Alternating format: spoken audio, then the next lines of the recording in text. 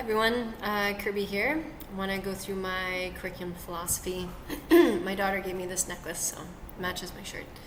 I just noticed I was wearing it.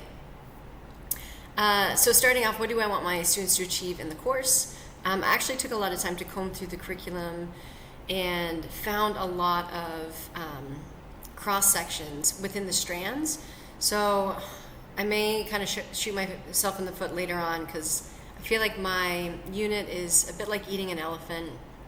I've tried to break it down into one bite at a time, but I just got super excited with all those intersections that I found within the curriculum. So for the unit, I chose grade 12 general social science, focusing on working with school-age children and adolescents, and just kind of funneling it down to the main project. I'll have students researching positive and negative effects that social media has on adolescents.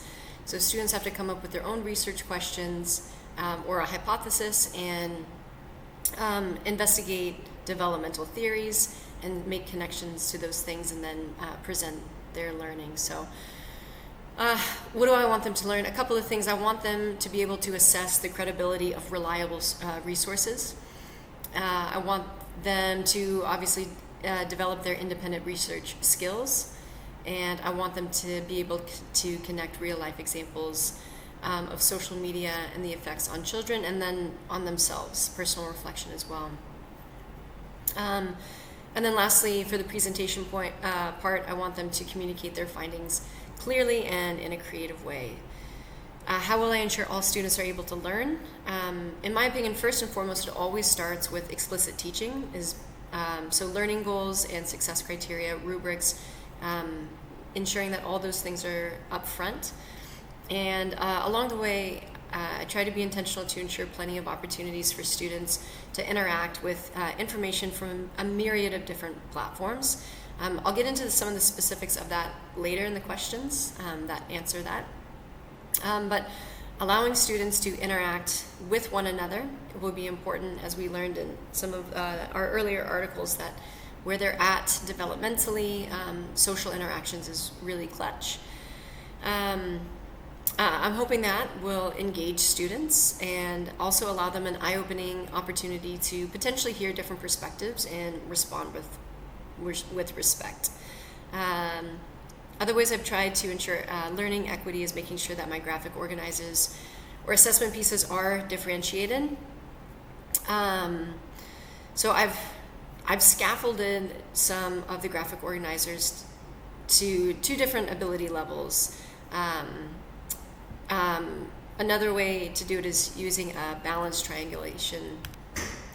Obviously, using a balanced triangulation of assessment and providing feedback along the way is really important to ensure that all students are able to learn.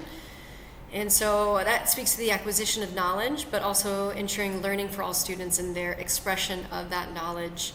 Again, I tried to glean from Gardner's MI theory and be intentional about allowing their presentation or the way that they communicate their findings to be catered to different learning styles.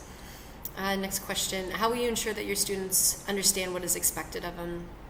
Again, being very explicit in your instructional approach, providing learning goals, success criteria, rubrics, exemplars if it calls for it, and then coming from primary, we really stand by the gradual release model of I do, we do, you do, and so modeling for students at times I think could be helpful. Also, incorporating opportunities for self-reflection. I really want to tap into that metacognitive element where students are thinking about their learning and thinking about their thinking. Next question, what will your physical classroom need to look like in order to accomplish your curriculum goals?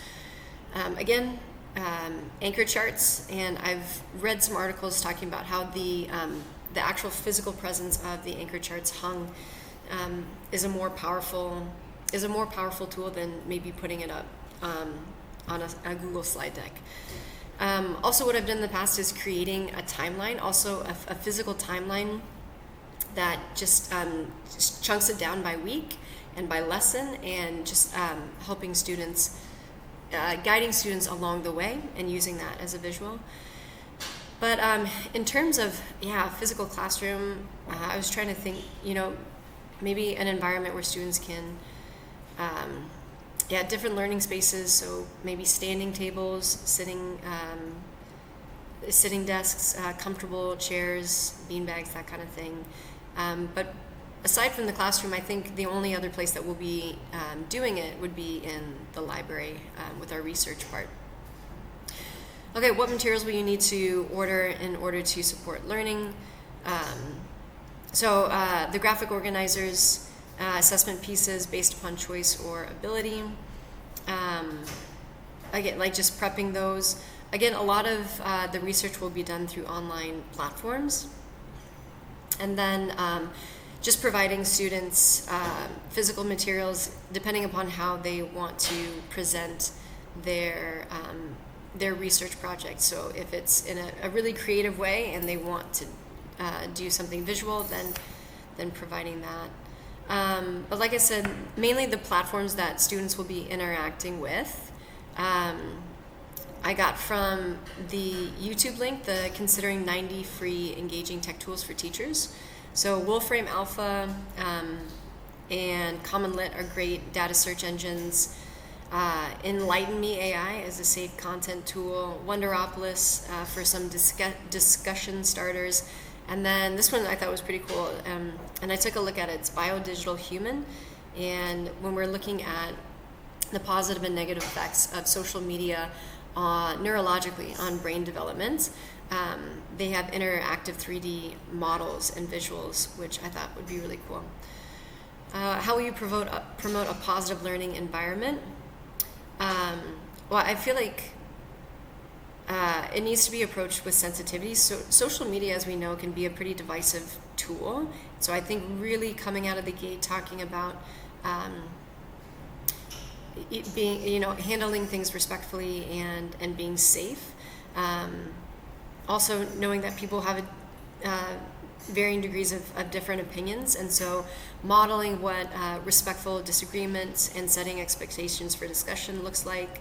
I think using Marzano's strategy, which is one of the instructional strategy links I posted, and he talked about using comparisons of like, this is what it looks like, this is what it doesn't look like, and using a T-chart or a Venn diagram for that. And also promoting a positive and learning environment. I think, again, just giving students a creative way to express themselves, show their learning, building in lots of opportunities for peer collaboration feedback. And almost done. Will you teach to the exam or culminating, or will you build up to it? Because the nature of this unit is research and inquiry based, I think we'll be building up to the culminating assignment. The goal is for students to explore and reflect and present. So there's no standardized test. There's no right or wrong answer. It's just what are the positive and negative effects of social media on adolescents. But I want them to leave the unit thinking critically about how they engage with social media and maybe even shift their paradigms a bit. Okay, lastly, what is my role? Within this unit, I see myself as a facilitator, so I intend to host a few of the discussions along the way, and as I said, modeling and facilitating the gradual release. So I also want to model strong versus weak inquiry questions and other things like sorting sources into primary and secondary sources. But ultimately, I want to serve as an encourager and a guide to the students, and I think I can do that by asking rhetorical questions, allowing them to reflect, again, getting into that, providing assessment pieces where it taps into their metacognition, and then through that reflection, maybe potentially pivoting and continuing to refine their research journey.